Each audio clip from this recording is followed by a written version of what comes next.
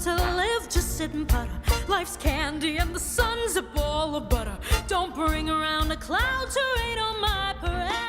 That was just a preview of what you can expect to see at Funny Girl at the Des Moines Civic Center. Joining us now is Stephen Mark Lucas, who plays Nick Arnstein in the production. Thank you so much for joining us this morning. Thank you for having me. I was at the show last night. It was fantastic. The audience loved it. The title is apt. It is a funny show. Yeah, we like to think so, yeah. But last night's audience was fantastic, warm, wonderful reception here in Des Moines, so we're so pleased to be here. Tell us a little bit about Funny Girl, maybe for people who don't know what it's about. Sure. So Funny Girl is a story of Fanny Brice, who really was a trailblazer and one of the first female comedians in the early 20th century. And the show tracks her humble beginnings in Brooklyn all the way through her rise to stardom on Vaudeville and on Broadway in the Ziegfeld Follies.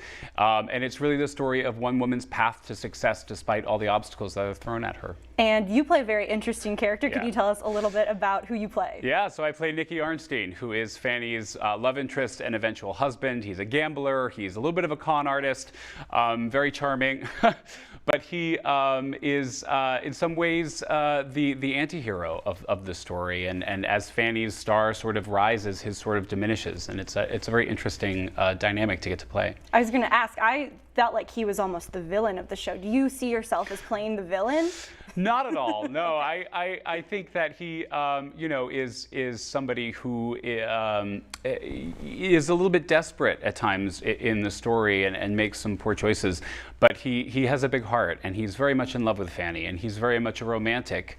You know, I think it adds an interesting dynamic to the story. And this is such an iconic show, Yeah. played by Barbara Streisand, Leah Michele on Broadway. What does it mean to get to be part of such a historic, iconic show? Yeah, it is an iconic show, and most people know some of the songs. People, Don't Rain on My Parade. They know, you know, the big musical moments in the show.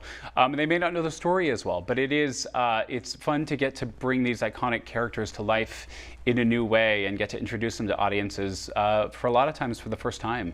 And you were in the production on Broadway, and Yeah. now you're on the road on tour. What does it mean to get to take it from New York City now all across the country? Yeah, well, it's interesting because every audience responds a little bit differently. You know, there are things that certain audiences find funny and certain elements of the story that they connect with.